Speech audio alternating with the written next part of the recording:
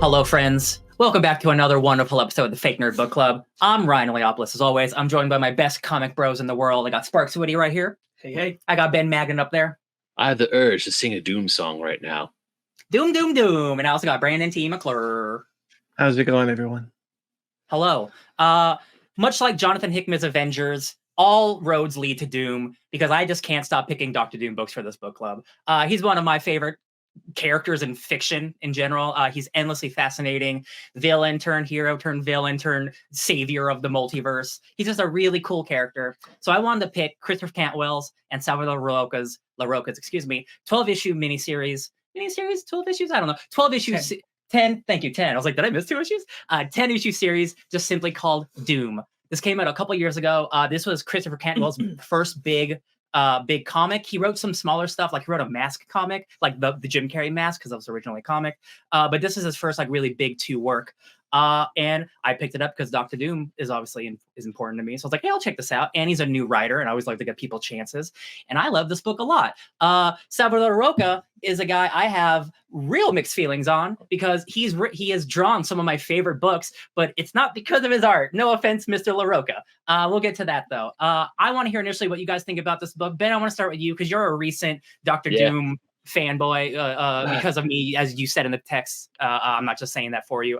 What do you think about this? You son of a bitch. Every time when I think, now there can't be a better Doom book than that. There can't be an equally impressive or equally fantastic and interesting book that I just read. You go ahead and you do it again, you son of a bitch. I just picked this book's great. This book is another really good case study of Doom. This is essentially it's not the antithesis of Doom. It's like a thesis of Doom. Yeah. Where, especially this specific universe is Doom. We'll get into it later on, but man, this is a great Doom book. He's a really interesting guy, whether he's good or bad. Mr. Brandon, what do you think about Dr. Doom and the perils of trying to be happy? Didn't love it. Sure. I was not crazy about this one. I don't know what it is about it. I really like the ending. I really like some of the stuff with like Doom seeing the visions of his like a better life he could have had. Stuff with Kang, whenever he shows up with a few pages he's in it, is really fun.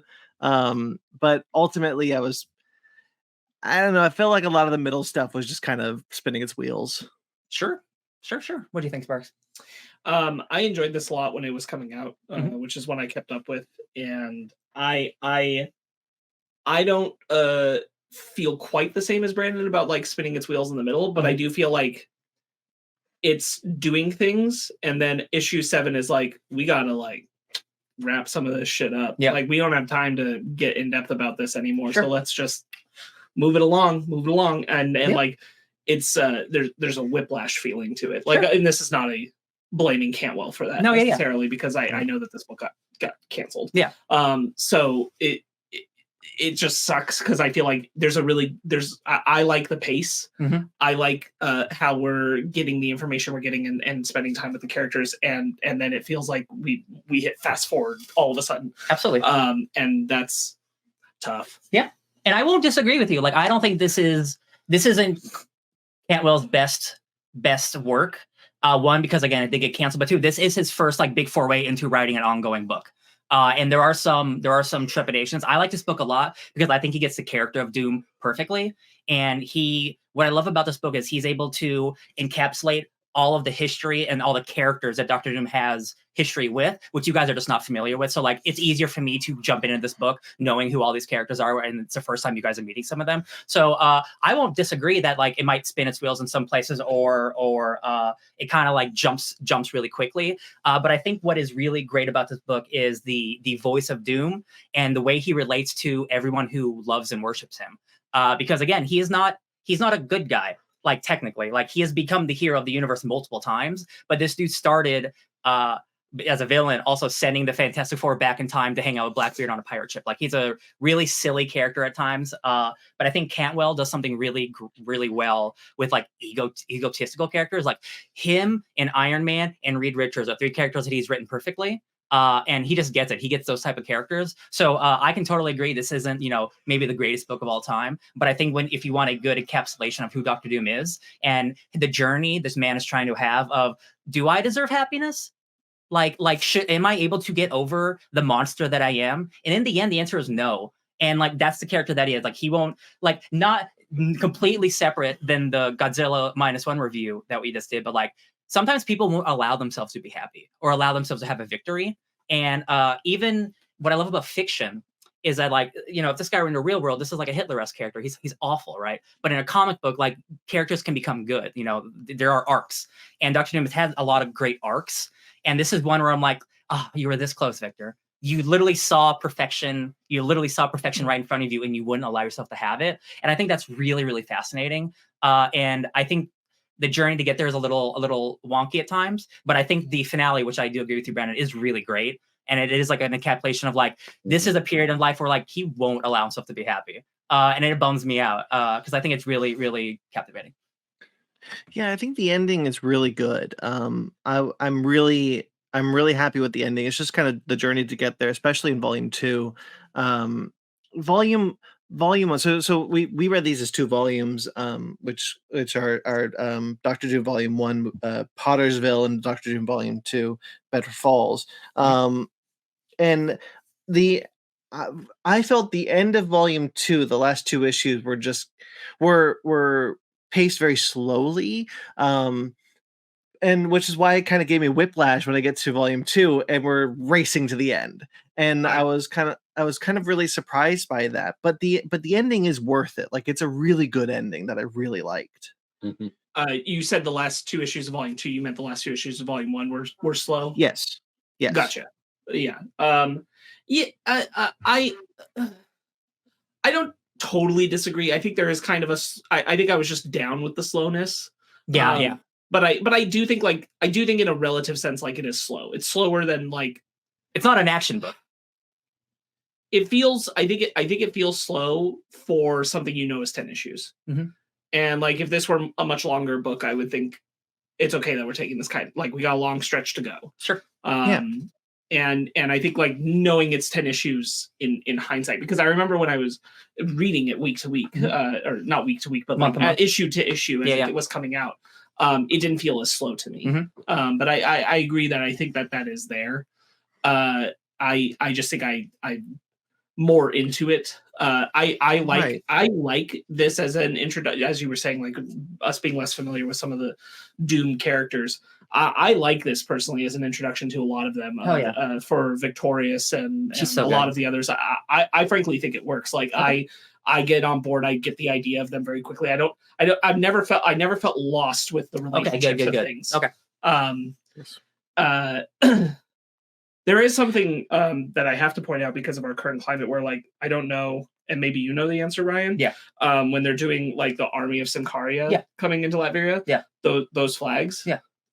They're not proxy Palestinian, are they? No. This book came out like 3 years ago. Well, but like, Palestine and Israel is a thing, has always been a thing. And like, I haven't. They're really close. No, yeah, sure. Latveria and Sincaria are fictional countries that have existed for a long time. So any flag he's using were in previous comics. Sure. So if anything that looks similar, sure, I understand that totally. But I don't think it's. Cantwell's a very liberal person, and he's very outspoken about, like, Palestine too. So, like, I don't think it was in any, like, negative connotation. It might in the current climate seem that way, but it's definitely just like these flags have existed for a long time. Sure. Even if they have, like, we'd have to look and go back, like, is Latveria and Sincaria supposed to be Israel and Palestine proxies? And, like, there's a possibility that that is there, and that's why I was like, oh, that's interesting. No, but this moment, that could have been something that existed a long time ago, but that is a feud that has existed in the comics, so that could have started from a long time ago, and that's just an unfortunate side effect of living in 2023. Yeah, sure. I definitely I like the political stuff in this because it's mostly because of the characters involved. Like what I like about this book is this has a full rounding of so many characters in the Marvel universe. Like Silver Sable's there, her relation to Symkaria, Doom's kid, Christoph, who was his adopted kid who becomes ruler of Latveria in the early 2000s. I like a lot of the political intrigue that happens. It is very kind of surface level, but again, I don't need this book to be going hard and heavy into it. Like what they are doing with it, it's surface level enough for I'm okay with it. But I can definitely see absolutely where you're coming from. Speaking kind of to what Brandon was saying about where the book slows down, I think Doom, as you said, I think the strength of this is that Doom's voice feels crystal clear as Dr. Doom. Yeah. He has tons of fantastic lines in this book. He rides a bear. That's great. I'm borderline bored out of my mind every time we're with Blue Marvel. Sure. Oh yeah. I'm just outside he doesn't have much character. There's just not there's not a lot for me to give a shit about here. We spend it, and I wonder if this is also a symptom of, again, the book being canceled. Blue Marvel was supposed to kind of play a different, longer term involved part. Like this was supposed to be who's our hero, because we don't have a lot of heroes getting involved in the story, really. And Blue Marvel was going to be our proxy. This was going to be a development story for him as well. And if that was the case, it doesn't get to be here. So what's really a little bit of a snooze fest when we're with him, where I'm I'd rather be with the cool guy. What's really interesting about what you have to say there about Blue Marvel is that I really like Blue Marvel because I read him in Ultimates, which was by Al Ewing, which I think is an incredible book. And I loved Blue Marvel in that book. And so I've really liked Blue Marvel since then. But reading him in this book, I was like, I don't give a shit about what you're doing in this book. Yeah, I think Cantwell has a lot of great voices for a lot of the characters. Blue Marvel is not one of them. He is kind of just a generic science man. I think the only reason he was picked is because of his power set. We needed someone who can do cool antimatter in a black hole type thing. And that his most interesting moment is when he's caught in there fighting the the Brood. The Brood. And with the other Dr. Otto Octavius there, that's the most interesting he gets. And then outside of that, I'm just I think there's a lot of time when you have again, in hindsight, you have such a limited amount of time to tell the story here. Too many pages are given over to Blue Marvel, doing his own thing, where I'm this is just not the strength of this story. And the unfortunate thing about modern comics is you don't know your book's getting canceled until literally 1 or 2 issues before. So that is the thing where he could have. But also, honestly, if I'm being honest, I don't think more development with Blue Marvel would help, because I don't think the voice for Blue Marvel. I don't think the voice is very good. So anyway, I don't know if I really. I agree with that. But it does feel like. It feels like there was some kind of more story. There's a reason we were getting a focus on Blue Marvel. Something was actually going to happen. And I feel like we have to just kind of forget it. Partway into the book, I think it was going to be important that him and Doom both end up in the other place together. And that he's I think there was going to be something about. I might be reading a lot into it, but it does feel like the way that we were putting a lot of focus on him, there was going to be something about Doom considering him, kind of an insult in himself, because Reed Richards won't come after him. Blue Marvel comes after him. He sends Blue Marvel instead. And then Doom learning to respect Blue Marvel in his own way. Absolutely. And I feel like that's got to be part of what was the reason we were spending so much time with him, what was going to be the arc here. But what we have on the page, it's not there, and he never gets far enough to be an interesting character. I agree with that. I agree with you that the voice just isn't interesting. There's a lot of interesting characters here. Blue Marvel's not one of them. He's just kind of generic science man. It is a bummer. But that is an unfortunate side effect, because he does get more screen time than a generic character should get. But luckily there is so many other characters that weave in and out of here that I have a lot of fun with. So it's easier for me to kind of get over it. I want Ben to jump in, because he liked the book. I did. I do agree on the Blue Marvel stuff, though. I may or may not have skimmed some of that stuff, because I cared more about Doom. And what really fascinated me about the story was how Doom is facing 3 different problems all at once. He's facing the black hole that's growing in the moon. He's facing being framed for attacking the station that was taking care of said black hole. And then he is constantly getting visions of what he thinks is a possible future. which turns out to be another universe bleeding in every so often. Also, a political intrigue trying to take over his country from the inside. Right? Yeah. Four ways. Four things. Yeah. Although, Poor guy. to be honest, that one's kind of like really. I've put that one with the other, but that doesn't. Sure. But he also like kind of doesn't give a shit about the black hole. He's like, you reap what you sow, bitches. Yeah.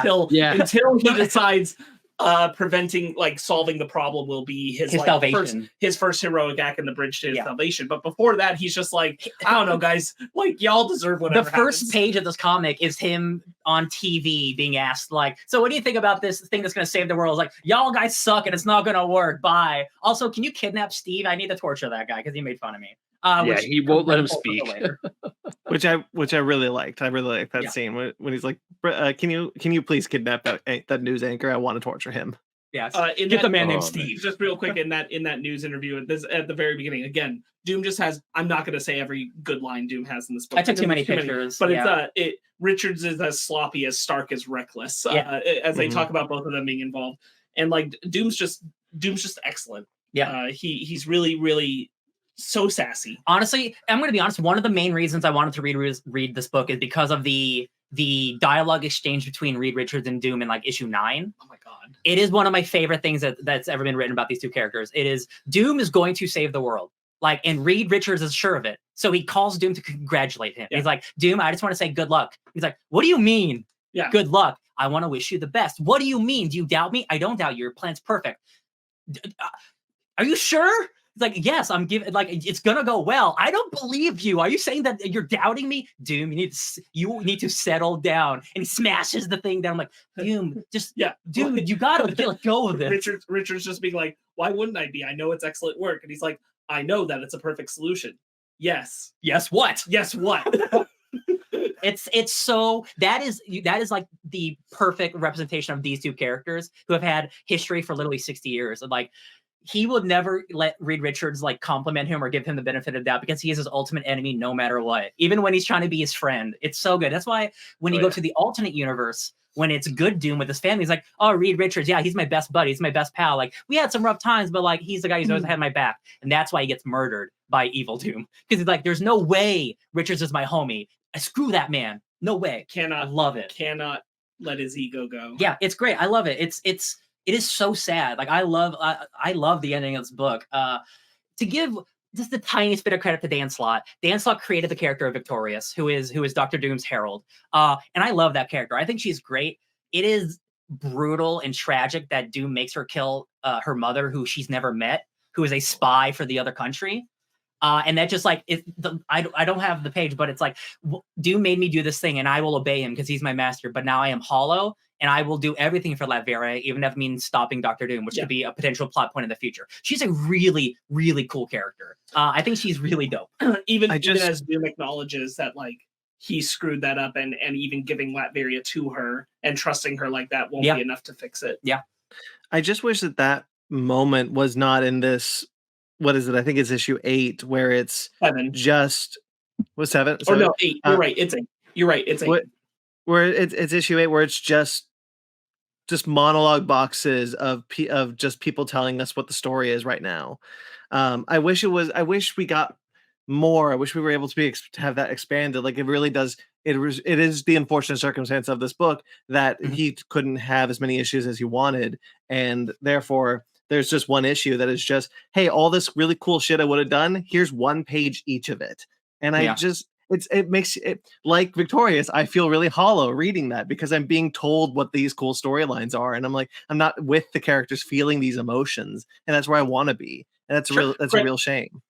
Credit where credit's due on it. I think Cantwell writes a really good Dr. Doom, and because Dr. Doom is the narrator for the majority of that issue, I really like the personality of Doom that's in it. Like when he's talking about taking over Simkari, and he's like, the truth is I love war, especially when I'm winning. Yeah, I'm really good at it. And things like that, and like how he gets sucked up in that. He has this Doom buggy. Doom buggy, guys. Come on. I think all of that is like really, really strong in terms of like writing the character, but it is a notable like, and we gotta rush through all this because the book is canceled, and like it's a huge bummer. You feel it. Yeah. There's no way around it. Like Cantwell did the best he could. Yeah. And I do agree it's a little sloppy, but for me, like I am able to get over it because I know like this book was supposed to go on like double its length. Right. Like there's only so much you can do when you know your book is getting trashed in 2 issues. Well, and like it's also nice that, you know, we've read a lot of comic issue runs where like it just stops and like we don't get any resolution, any kind of like closure on anything. And like at least Cantwell was able to have an issue where he breezes us through that so that we can get those last 2 issues, which are strong and probably don't have everything he wanted in the finale for it, but they certainly have the core of it. Yeah. And like why we were doing this story. And so we at least get that resolution because there's a shittier alternate timeline where we don't have that and the book just stops. Yeah, I think the book would be even worse if all the Symkaria stuff was just dropped off. Like I think that would be equally, if not more, depressing because like it was all a sort of setup. It's not. I don't want to harp on it too much because like the circumstances are what they are, and there was nothing we could do about that. It does feel like the Symkaria stuff does get dropped off because of the way it is framed in the narrative and within this narrative, and again, it's. I'm not criticizing Cantwell's writing for it because, as Marc said, he writes a very good Doom, and so the dialogue here is still on point. It is still interesting, but it's not this. It doesn't hit the same way as it would have if these were fully fleshed out story beats and not just wrapping up things that he wanted to do more. And again, not criticizing Cantwell. It is just the state of what happened to this comic. Absolutely. I think another thing, just like. It works to his advantage is the moment why Doom is writing about this, like to catch us up, is right after he sees the vision of the kids who have scarred his face. Oh my god! And that like that kind of breaks rough. Him, and he's like, I kind of needed to reset myself, so let me tell you what's happened since then. It works because that's an emotional gut punch after Doom's come back and he's punished. The person who took over Latveria and cast him over the castle, and he's feeling like a big man. And then those boys showed up with their faces cut up just like he had him cutting up his face, and it's nasty, it's gnarly. I don't want to talk about this too much because I don't like being negative for someone who is a better artist than me. Salvador Larroca is one of him and Greg Land are people you get when you need a guy who is consistent and fast. That's who you get. My favorite Iron Man run, the Matt Fraction run from the mid 2000s, like around when the movie came out. Salvador Larroca did the art for most of that book, and that's my favorite Iron Man book. It's not mostly because of Salvador Larroca, no offense. He does draw a couple really great things. One of my favorite pages is I am drowning my deer in seas of fire from Virginia Woolf when he goes to hell, and it's him drowning in skulls. He draws skulls real good. Sometimes he draws some really good Dr. Doom. His faces aren't the best, but when he draws anything metallic, like it's in Iron Man, it's really good because it's mostly an Iron Man, right? So that works. I really like when Doom goes to hell, when he gets assassinated by Taskmaster. Again, one of my favorite. So many random characters show up in this book, and I'm like, yeah, hell yeah, little guys. Taskmaster shoots him, he ends up in hell. He hangs out with Morgan Le Fay. You have Agent Zero, who you guys might not know. He's in the Wolverine Origins movie. He's the sharpshooter guy. The orb shows up, the big orb, the eyeball guy. So many random doofuses show up in this book.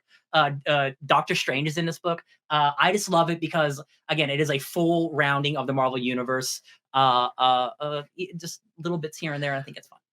I've been very negative, so I want to be positive for a bit because there are things that I quite liked about this book. And Ryan already talked about one of them, and I just want to bounce off. I also really like this the issue when he's in hell. I think that's an incredible issue. I love him and Mephisto together. I think it's awesome. And especially when he wakes up because death has come to him and revives him. The Lady you will Death, be my greatest servant, which comes back later. Which is very good. I really like that.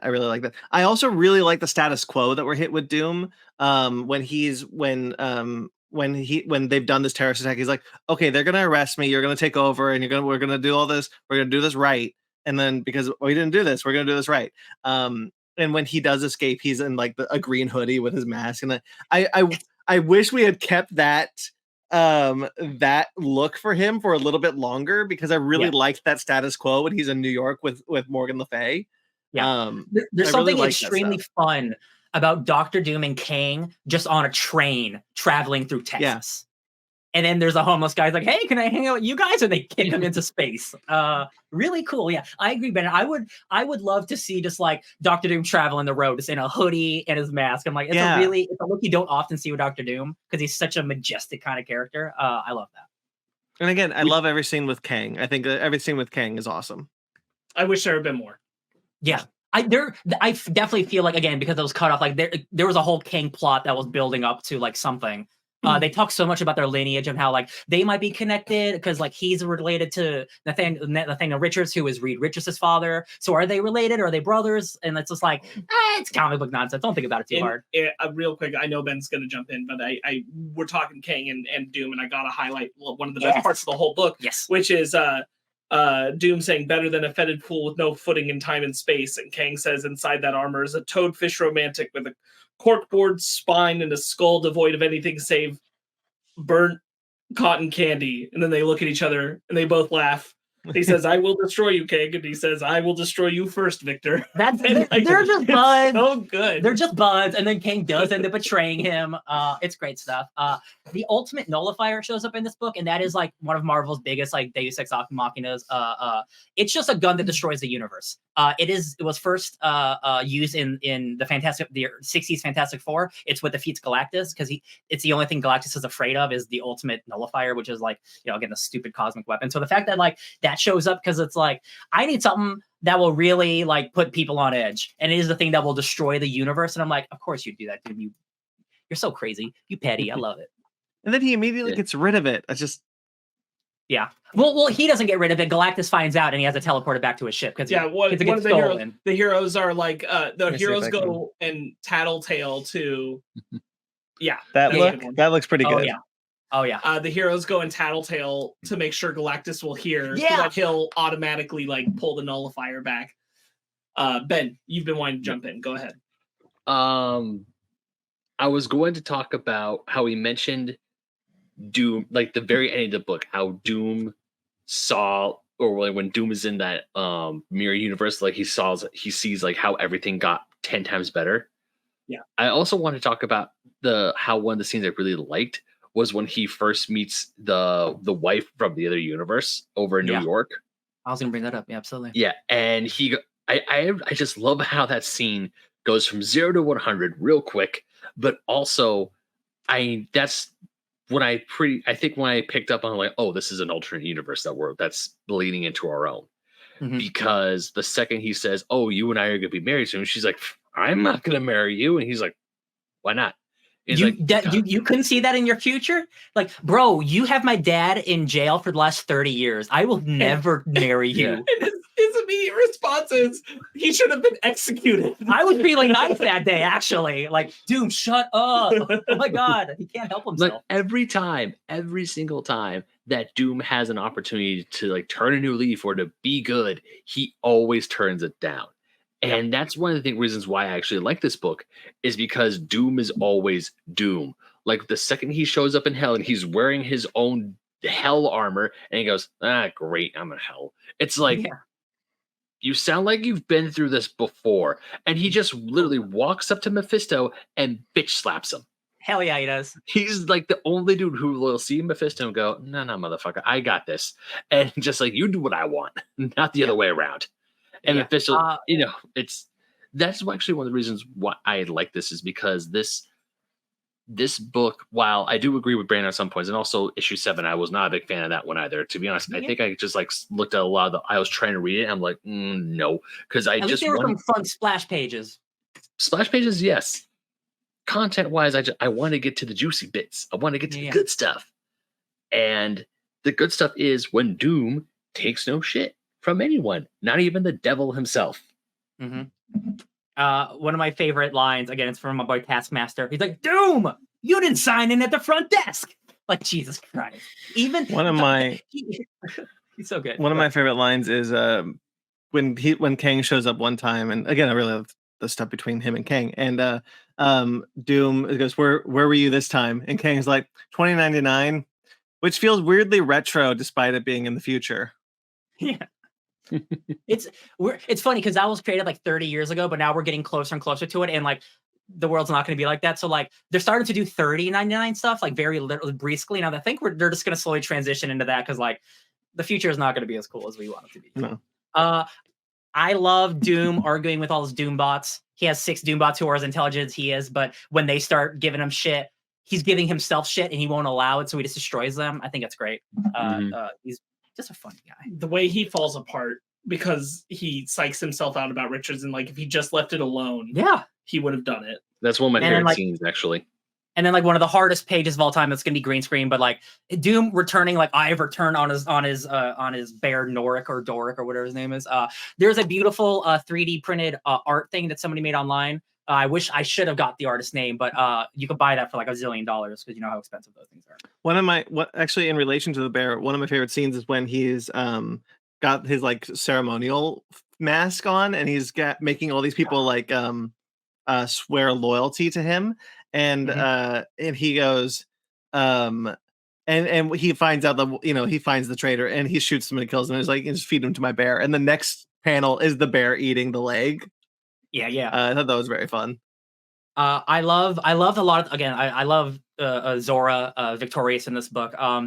Dr. Doom is a bad man, but he is definitely kind of shied away from being just like, I'm gonna murder thousands of people like endlessly. He's not really that character anymore. What I love is like after the thing happens with Atleon in space where 3,000 people get killed because of Latvarian missiles, Zora's like, Doom, is this your doing? And he goes, how dare you, Zora? How dare you? And he walks away. Because like he's a bad man. He's a fascist. But like he's a good fascist. Like his people do love him. Everything like at this point in Doom's life at this point, he does is a very too much overreaction to something happening to him. Yes. But it is that. Like when he commits violence, it's often like someone has done something to him and he has taken that so deeply personally that he will like ruin their world for it. But it is like, I'm not like just needlessly going out and destroying rampantly and wantonly to prove a point. Again, like Doom from the 60s, his incarnation to like the late 90s, 2000s, like he's very much just like, I'm a bad dude. He's a megalomaniac. He's a megalomaniac. And then the guy Jonathan Hickman was like, yo, what if we gave this guy some pathos a little bit? And then his Fantastic Four run and his Avengers run, which turn him again into the hero of the universe. And then different writers, if you're Dan Slott, you turn him back into a villain. If you're Christopher Cantwell, you're like, no, but he was just Iron Man. Let's try to make him be a little good. But then because Cantwell doesn't have like the ownership of Doom like unfortunately Dan Slott does in the Fantastic Four because that's a major book. He's just a villain now. He's just straight up just a villain again, which is fine. You know, everybody has ebbs and flows with their character. Again, like we read Infamous Iron Man where he is literally trying to be Iron Man. He's like, I can be a good guy. Let me be a good guy. And the world wouldn't let him, which led to this book where again, he tries at the end. He's like, listen, saving the world, saving this black hole, this is my salvation. I will put myself in jail. I'll give myself even 3 options. I can go to this jail, or if they really want to punish me, I'll go to the negative zone. I'll take it. I can handle it. And then the world's just like, nah. And then he's even like, you know what? No, you're right. No, I'm not a good guy. I'm going to destroy everything. That really bums me out. What's so tragic about it is I didn't see it as like the world is not going to accept hero Doom. Like it really feels like, you know, because Richards is like, good luck. I believe this will work. I'm with you. We're all with you. Everyone can do this. And he's like, no, absolutely not. You're wrong. You're doing this to psych me up. You won't accept me. And he like really starts to like psych him up until finally he gets to the Ultimate Universe. He's like, no, I'm not going to be a hero. I am who I am. There's not an ounce of heroism in me. I'm going to be Dr. Doom forever.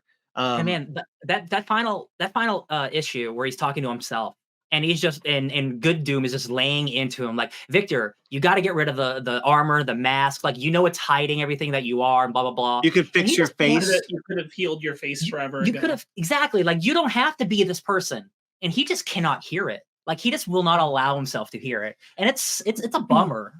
Especially when the alternate universe him calls his armor ridiculous. Yes. Yeah. He blasts his head off. Give me a break.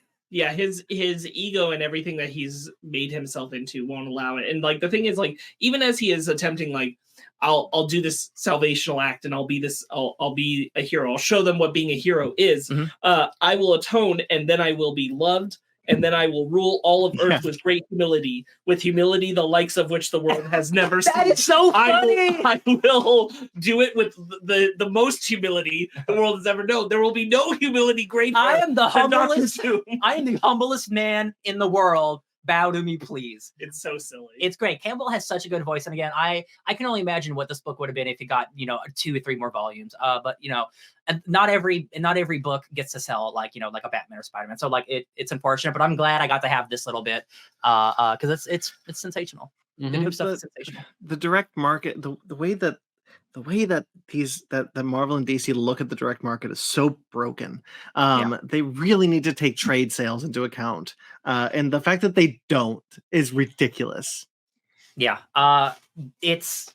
I don't know if that'll ever be fixed. It's gonna burst eventually. We're like, yo, man, we have 48 Batman books, and even those aren't selling anymore. So like, we'll have to see. Someone's got to be like, hey, these trades are doing really well on this book that you just canceled. Maybe you keep that book going. Yeah, you'd hope. I want to mention real quickly the orb, though. Ryan, you mentioned it very briefly. Yes. I loved Original Sin a lot when I read all of Thor, and I'm really happy to see him return. I just thought that was a lot of fun. Anyway, yeah, he the secrets of the Marvel Universe are revealed because he can see all, and then he gets his ass kicked, and he's like, I think I need to stop doing this. Because he's huddled on the floor like Yamcha. That is really good. Anyway, sorry, Sparks. Go ahead. I apologize. I was gonna say at the very end, I don't know if everyone caught it, but after he's like destroyed that other universe and everything, and he's sitting on his throne, and then he's like, "Go kill that man." Yeah. And he's like, "Also kill that man." He's so petty. He's so the petty. Second I got to that scene after he just wrecks the other universe, he's back on his throne, and he just goes, "Hey, there's a prisoner by this name. Kill him within the hour." I'm like, you mother. He's a bad man. Yeah, that's that. And the he thing didn't is, have to be.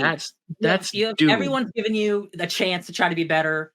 And again, from that infamous Iron Man run when he is Iron Man, like there is a lot of, it's not in this book specifically, but like it is him going, I am trying to be a better person. And because he's been a dictator for so long, people are just like they will not give him a chance.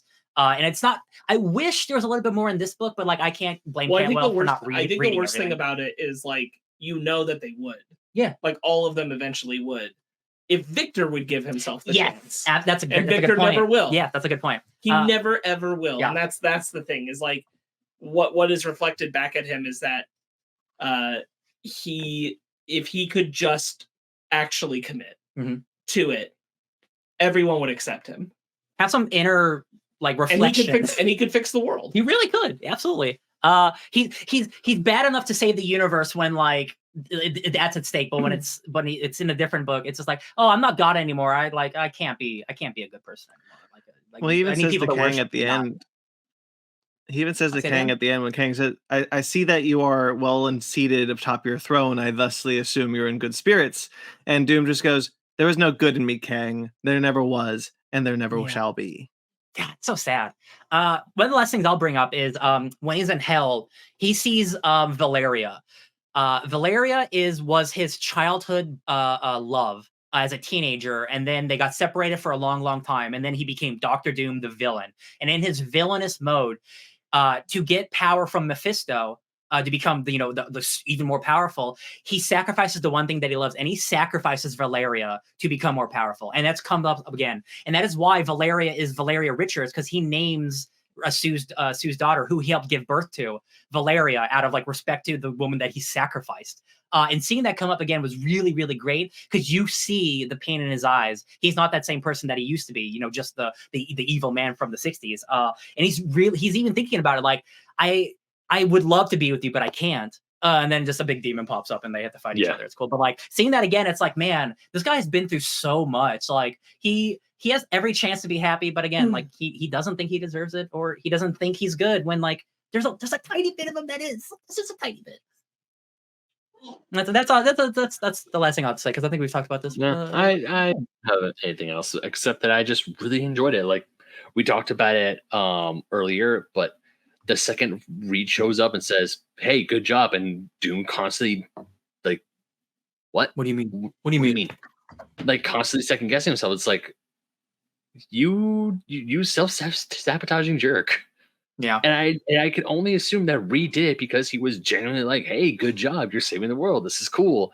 And Absolutely. but Doom is Doom. And it's like I feel like Chris Cantwell, he understood the assignment when writing Doctor Doom. It's like he hates Richards, and even a good job from Richards will still set Doom on the path to failure. Yeah. Well, a single Skype call from Reed Richards will doom the universe. That's all it took. It's really funny. I really like the page. I really like the page of Richards and Captain America talking to each other, and Richards admitting, like, to be honest, I'm glad it's him up there. Yeah. Like, I feel safer knowing it's him. They went to college together. They were roommates. Like, they were buddies. And then Doom, had to like try to save his mom from the devil and become an evil sorcerer. And he went to Tibet and got his face ripped off and blah blah blah. As you do. As you do. Classic high school. One other thing I'll highlight is just the bit where everything. Damn, Emma. My cat's tearing up a bag right now. The bit where Doom is about to be like busted up by Blue Marvel and everything's happening, and Kang shows up and he's like, Doom, finally, I gave this to myself 200 years from now with instructions to give it to you so that you'll save the world, which apparently involves completely demilitarizing it, thus making it easier to conquer. Yeah. And like that's Kang's whole deal. It's like, Doom, I know you'll eventually save the world and it's easier for me to conquer that way. And I'm like, that's a really fun dynamic. Yeah. Again, I really wish, man, like even one more volume could have really solved a lot of the problems that are in this book. Yeah. But besides, like, even still, like, I think there's enough charm and charisma from Doom alone and some of the side characters. I love seeing Silver Sable show up. She's a random, like, Spider-Man villain, turned anti-hero, turned vigilante. And, like, just her popping up in here is, like, really cool because, she has ties to Sicaria. Like, she's in the Spider-Man games. So, like, it's all gravy. I like it. Yeah. Thanks for reading 2 volumes of the comic. I appreciate it. Yeah. All right. So that'll be it when we get out of here. Let's jump out. Cool. All right, guys. So that was the Fake Nerd Book Club. I hope you guys enjoyed it. The next Fake Nerd Book Club you'll see will be Scott Pilgrim, volumes 3 and 4. So stay tuned for that. And lots of cool stuff coming out before the end of the year and in the beginning of the next year. So stay tuned for a lot of cool stuff. All of which you can find and keep track of at the website, fakenerdpodcast.com, where you can also check out our TeePublic and our Patreon if you'd like to support us financially. Once again, fakenerdpodcast.com. It's linked below. All the stuff. Also, Fake Nerd Podcast on all the socials if you'd like to get in touch with us. I'm at BJ McClure on Instagram and Twitter. I also write for AtomicEaton.com sometimes. Ben, where can people find you? Well, they can find me on the internet at BenMagnet27 on Instagram, Twitter, TikTok, and Threads. You can also find me writing for Old School Gamer Magazine, Fusion Gaming Magazine, GoNintendo.com, and playing Mary Frankenstein in D and Dark. Sparks? You can find me just waiting for Kang to pop up for our next conversation at SparksWitty on Instagram, Twitter, SPARKZ Witty. And Ryan. You can find me loving Dr. Doom on a bear, which was sculpted by the artist João Vitor from Brazil. Thank you for having us this background. If I could afford it, I'd buy this awesome sculpture at DJ Tony Snark all over the internet. All right, guys. Until next time you see us, rate and review us on your podcatcher of choice. Like this video, subscribe to this channel. Until next time you see us, stay fake nerds.